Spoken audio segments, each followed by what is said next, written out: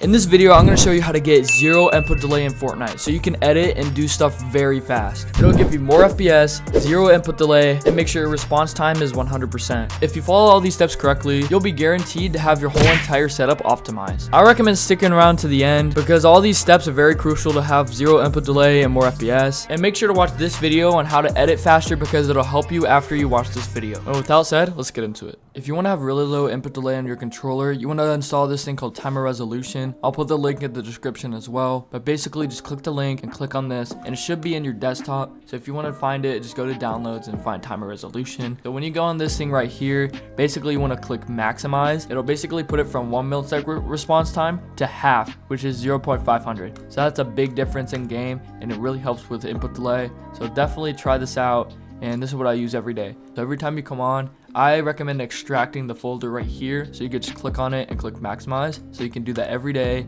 if you have a controller. Your input delay will literally skydive straight down to 0.500 and is very good in game. Next thing you want to install is called this thing called Reduce BF. I'll put the link in the description so you can just click on it really easily. But basically you want to go on here. When you're going in your desktop, you just click downloads. You go to your downloads, you go to Reduce BF, you double click it, you click on driver, click on setup, and then it should be there and it'll pop up just like that. So that's what I have here. Then when you go on here, you're probably confused what to do, so click mice, click on all, and then you have all your settings on here. You have all your inputs on your PC. I kind of have a lot, but the one that'll probably be yours, it'll probably say wireless controller. I have a DualSense, which is basically a PS5 controller.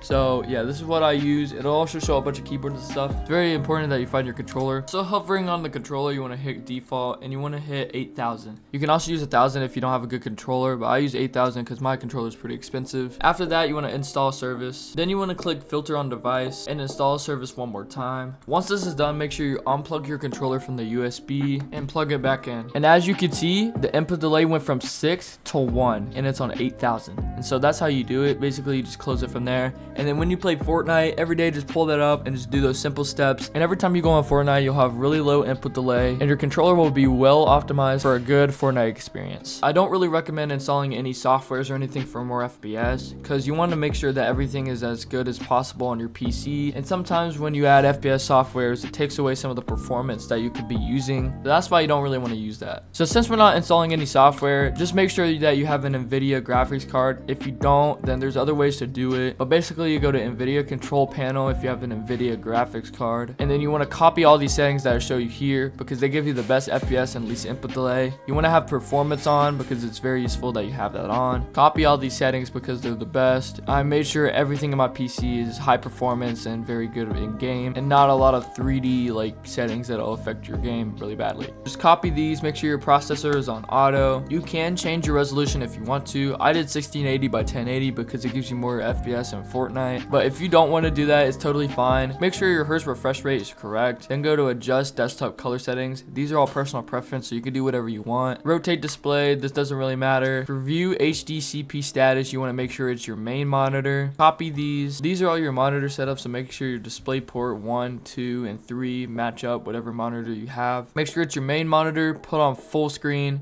and make sure to override mode set by games and programs. I personally use my GPU to perform scaling on because I have a 3080 and it's pretty good. And also make sure your refresh rate is the highest as possible so you're not missing out with hertz. For your video and color settings, it doesn't really matter. And then copy all these.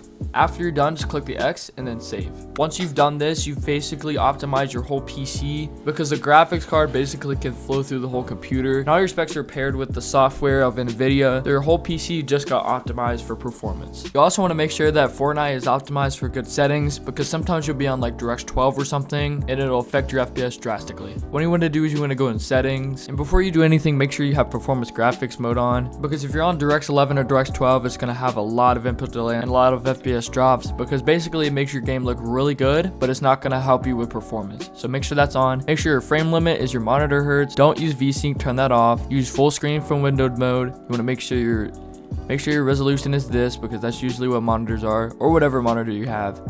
And then all these are personal preference, and make sure everything's on low. Another thing to help your FPS and input lag is your sound quality. Make sure it's on low, and everything else doesn't really matter, to be honest. And that's all you really need for good FPS. Once you've done all that, you should be good for Fortnite, and you should be having a really good experience on Fortnite and probably doing a lot better than you usually do. If all these tips were helpful, comment down below if there's anything I missed or if there's anything I should add. And if you enjoyed this video, consider liking and subscribing, because I work hard on these videos every single day, and we're on a road to 10K. I hope you guys enjoyed the video, and I'll see you guys next time. Peace.